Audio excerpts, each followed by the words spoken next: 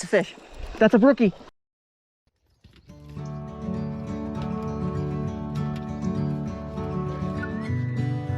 Ever since I picked up fly fishing as a hobby, I've always had a bucket list of fish. As most anglers do, the chase for a dream fish can sometimes bring you to new, unfamiliar places. For this trip, this place was the Driftless region of Wisconsin.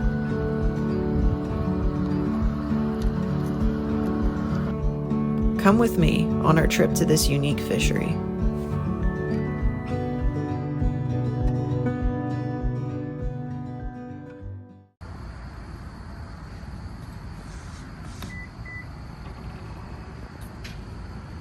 So, I don't even remember what brought this trip on. I remember you telling me about it, the Driftless area. So, okay, for some context, so we have a friend named Chase. He's from Indiana. He's a fisheries biologist. He's really cool. And also very photogenic. Like, he just takes really nice pictures for some reason. I guess he had been to the Driftless before, and he had told us about there being, like, a lot of wild brown trout up there. And also brook trout, which is also something that we've never caught before. We've also never caught wild brown trout before, so we were thinking, hey, maybe we should plan a trip up there. Originally, we've been planning for like months, I think. Like, we talked about it, and then 4 or 5 months went by before we actually kind of planned it. I think I got like an hour of sleep. Like, before fishing trips, we like plan a big fishing trip, and then the night before, you just never get any sleep. Yeah, that's exactly what happened. Had like about a 10-hour drive when it was all said and done. Because we had never been through well, you had been through Iowa before, right? You had never been through Iowa before, and we had to drive through Iowa to get to Wisconsin, and I don't know, it didn't feel like that. Parts of Missouri we'd never been through. Yeah.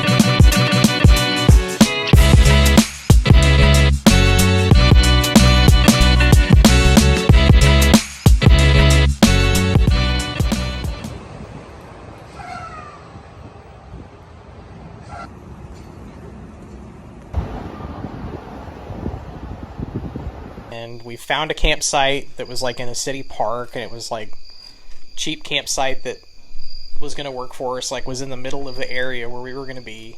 Mm-hmm. And we get there and there's a giant sign that says no dogs. Yeah. That was pretty rough. And we had Rustler with us, so it was like I thought about it, but I don't think we could pass him off as a pet sheep. Yeah. Sun was starting to set. It was like 6 o'clock at night. We're like, we need to do something. We eventually ended up finding a city park that we like drove by and didn't even know it was there. It was in Lafarge, I think I'm saying that right. Lafarge? Lafarge, maybe. I don't know. Wisconsin. It was just kind of north of where we were planning originally to stay. Apologize for any Wisconsin viewers if we're butchering that. Yeah, we probably are.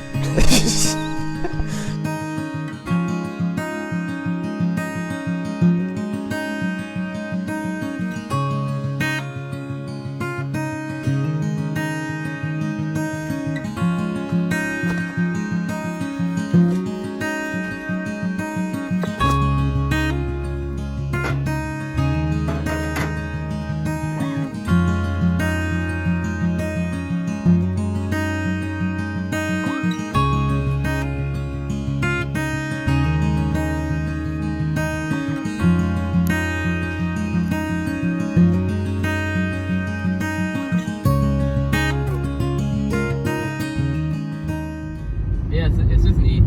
Yeah. It's like Midwest, but make it hilly. Yeah. None of the Midwest. Or at least it's like Indiana, but hilly. So it is very foggy this morning. We found this one spot where this one trail kind of comes in. I'm throwing a beetle dry dropper. So I have a beetle I tied and then a perdigon on there. Just have to see. This is actually one of the more bigger streams.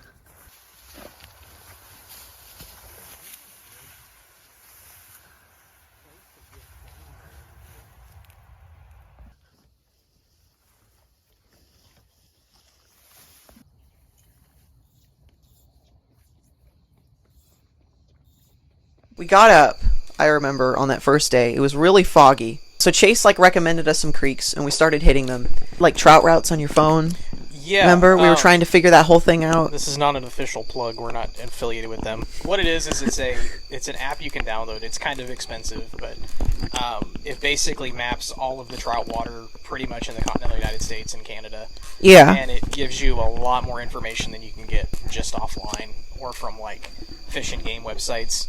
And it helped us a lot just because there was so much water in such a small area. It's like, where do you start? Yeah. And the other thing it really helped with is Wisconsin has a really cool public water system where they have agreements with a lot of landowners to allow easements on either side of creeks and like access for anglers just to come in and fish, even if it's on private property. And so that app is really good at showing you where those spots are, and you can pick and choose where you want to fish. So that definitely helped us. Like, if we hadn't had that, I don't know what we would have done. Like,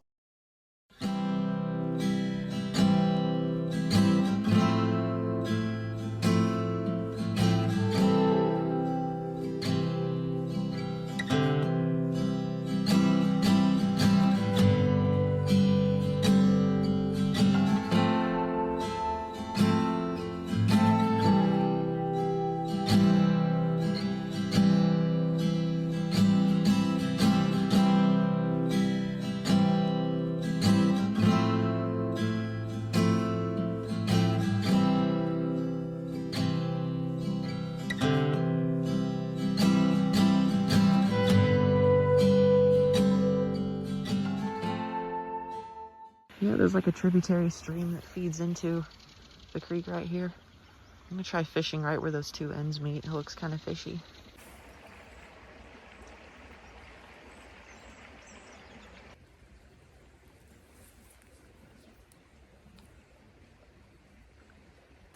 So you kind of have to be careful in these little tiny spring creeks because the fish are so spooky.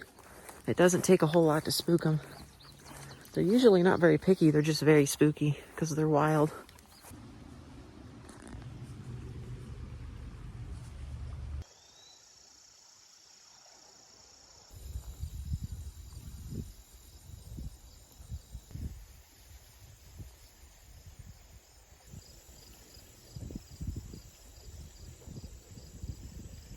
once we fished a couple spots and we weren't getting anything. Like, we were just struggling. Didn't even see trout.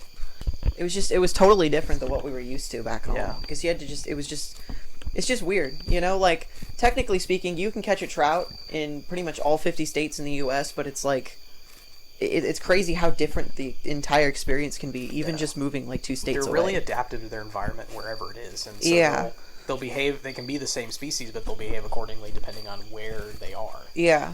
It wasn't until the later, so we then went back to the town where we were originally going to stay, because there was that creek there in town. Oh, it was Camp Creek. Mm-hmm. Yeah, that was... And that was where Chase had the idea of, hey, we probably need to split up because we were all kind of grouped in one area, and it was hard to fish on top of each other, and then we were probably spooking fish, and Russer was probably spooking fish. Oh, yeah. And that was the first, like, encounter I had with some in that section. Chase got some. I had a few bites. I had, like, one that like, took it, and then he popped off. And then I had a couple other takes. But I got very, very frustrated, because that was, like, probably one of the more harder creeks that we had fished in the Driftless, and that was, like, totally new to me, and just, there was just, like, it was weird, because, like, wasn't the section you fished was more, like, cleared out? Yeah, I was in the middle of the cow field. Hey, buddy. What are they biting on? Like, the lower section was, like, 5-foot-high weeds across the whole bank, and I kept spooking away brown trout, you know, and Ruster's all stomping around too, which, you know, that's also going to spook away trout. Yeah. But there was maybe 2 holes where I had some takes, and then the rest of the holes, they just kept spooking. I've got Ruster with me, so it's just going to be me and him fishing this one section. Public fishing easement, trout anglers, okay. You can kind of see there's a very faint trail down here, so hopefully we can get something. There's supposedly both browns and brookies in here, so... The banks of this are, like, really steep.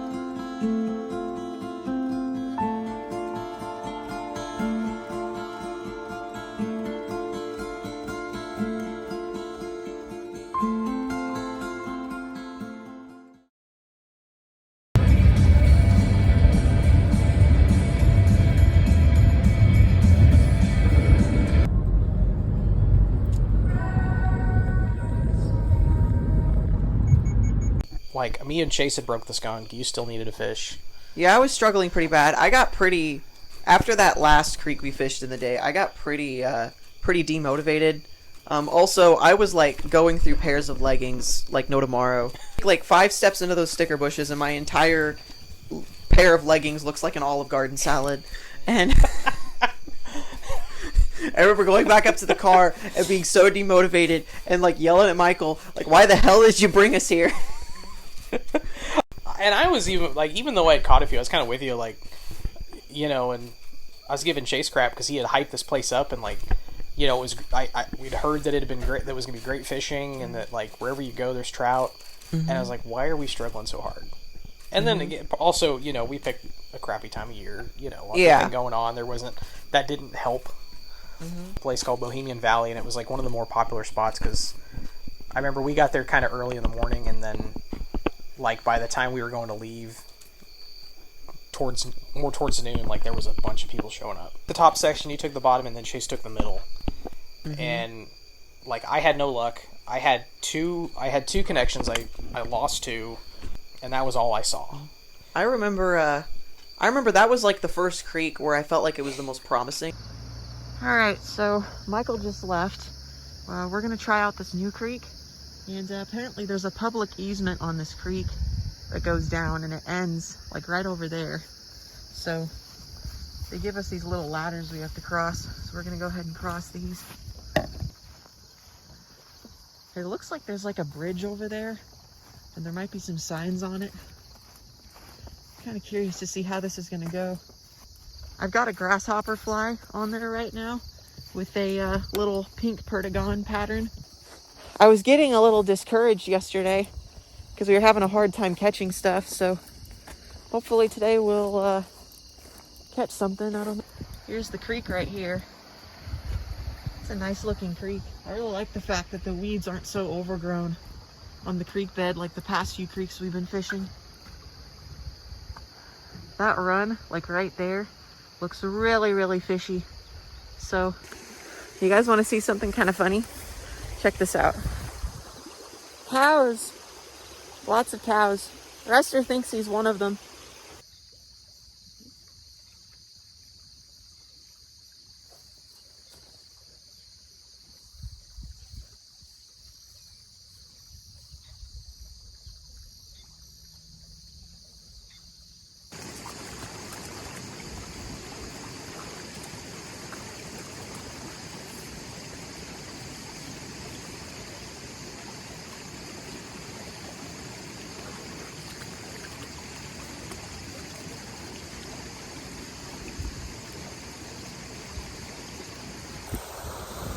So I just got shocked by an electric fence. There's a fence right here. Ruster, don't touch it. There's a fence right there. I accidentally touched it. Ruster just crossed it. I'm pretty sure this is where you're like supposed to stop, where the public access ends. So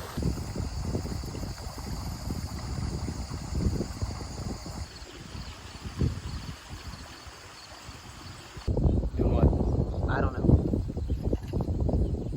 There you go. Let's see, I remember we moved spots where there was that bridge crossing, and then there was the old bridge crossing next to it.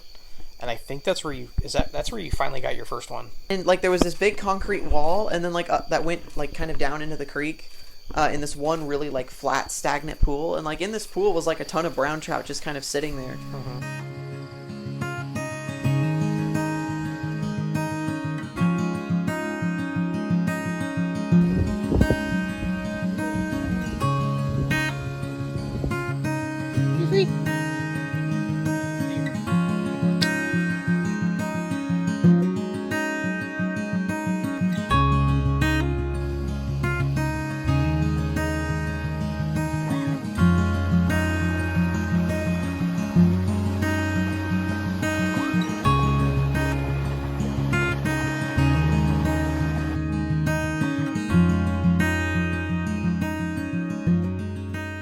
So me and Chase, after I caught that brown trout from under the bridge, we go upstream, and Chase kind of plays guide. And by this point, not that I was like super experienced, but I was kind of more experienced in the Driftless to a point where like I felt like I knew what I was doing now, and that allowed me to make slightly better casts. And I noticed I was getting more hookups, so I got like a few more bites in a couple different little pockets. But most of the creek kind of upstream of there was pretty shallow and flat. Mm-hmm. So the holes that we were hitting were kind of few and far between. On the way back, we went and checked out a spot that was supposedly just had brook trout in it. Like, it was supposed to be a stream they had designated, and just they'd taken the brown trout out.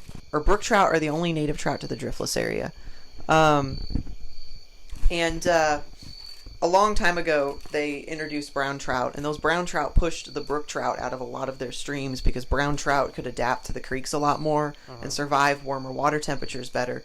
And that led to brown trout kind of taking over the Driftless area and occupying most of the streams. And it kind of pushed the brook trout into a lot of these really high headwater creeks, which were smaller and colder, and places where the brown trout couldn't thrive as much.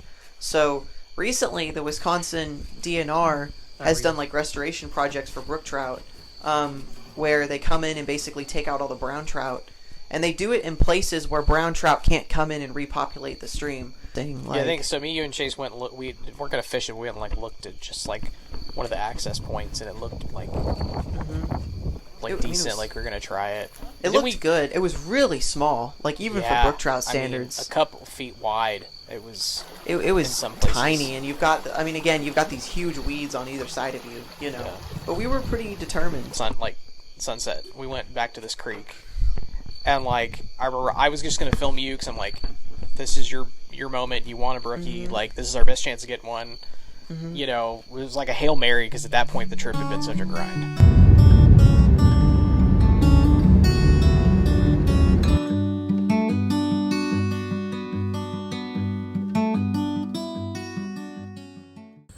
So we are on our way to supposedly a spot that is full of brookies. So hopefully we'll get a brookie.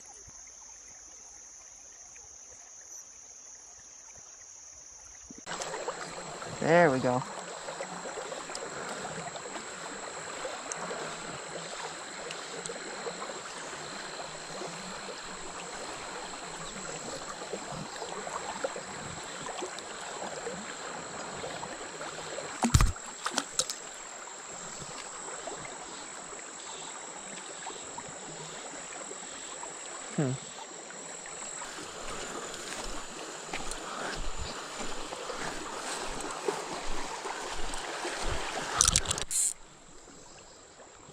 Okay, that is not what I wanted to do.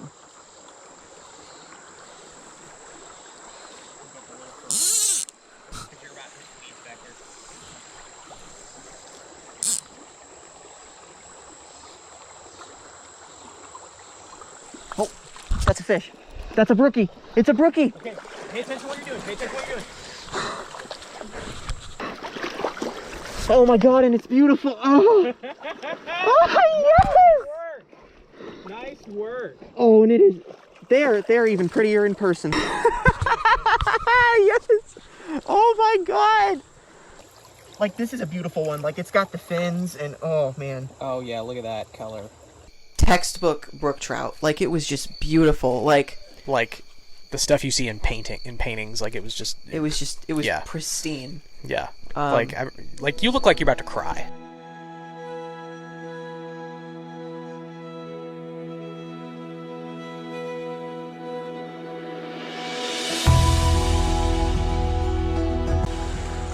Hey. Alright, you want to see a picture? Yes. Oh. Ah! Oh, wait. Hold on. There's that. Oh my god, yes! Yes!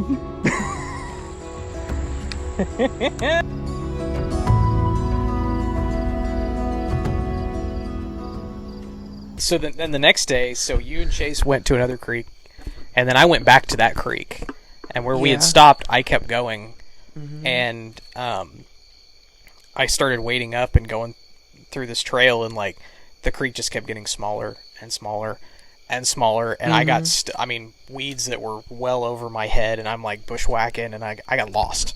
Yeah. The weeds, and I start walking to the tail of this pool, and there's like 100 of them, a brook trout, just sitting there. And that's when I got my first one.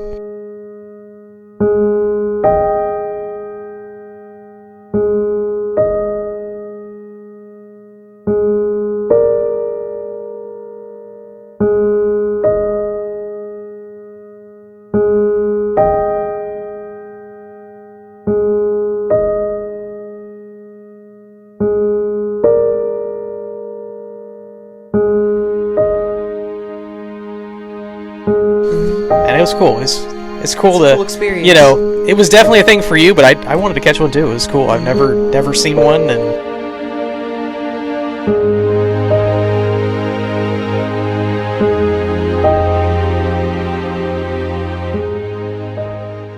that was kind of where the trip kind of started to go up. You know, things started getting better. I remember, so Chase took us to, I think it was called Tainter Creek, which was another creek that he had like recommended, and he went downstream, I went upstream.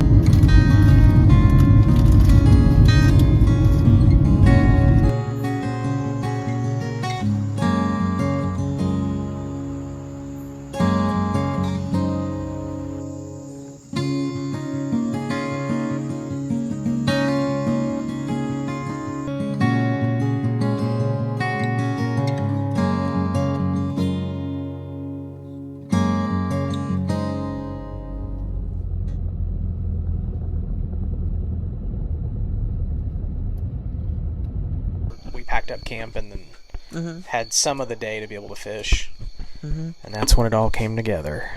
I remember, like, looking up this creek, like, because we had to go get gas or something, and it was, like, right outside of town. Literally, like, right off the main, like, 2 or 3 miles off the main drag of this town was this creek.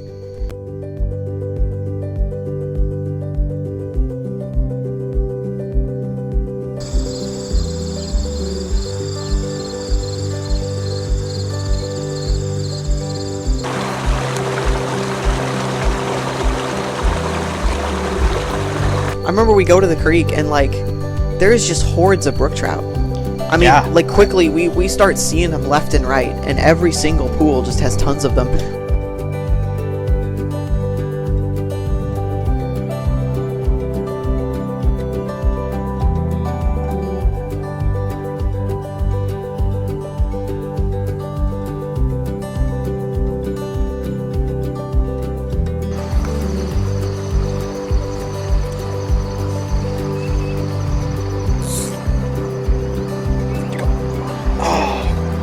When I got dialed in, it was like fishing for bluegill at that point. It was just, I mean, honestly, like left and right, we were getting take after take. It was just, that was some of the easiest trout fishing we had. It was almost like, honestly, it was very like rewarding, given all the hardship we had been through.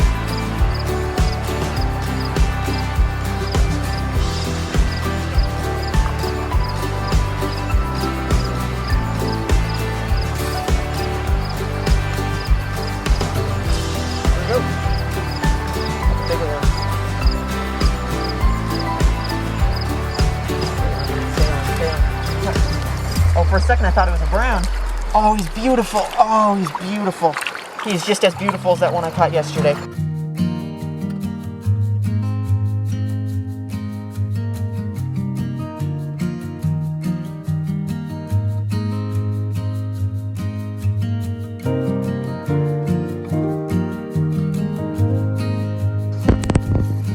There you go.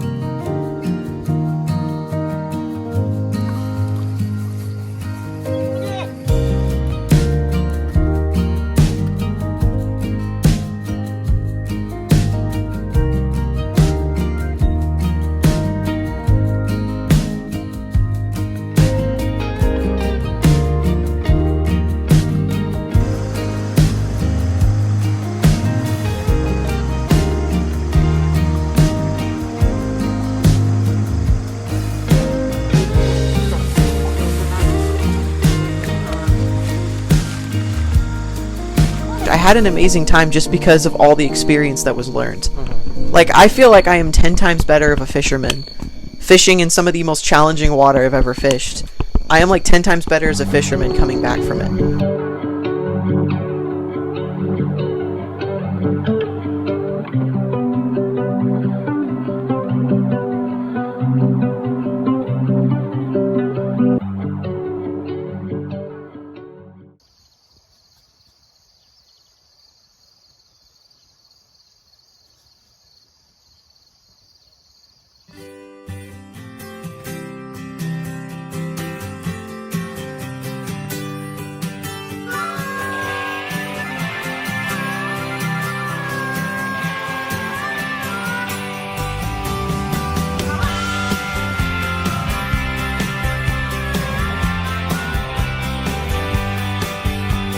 Going fly fishing. I've never gone fly fishing before.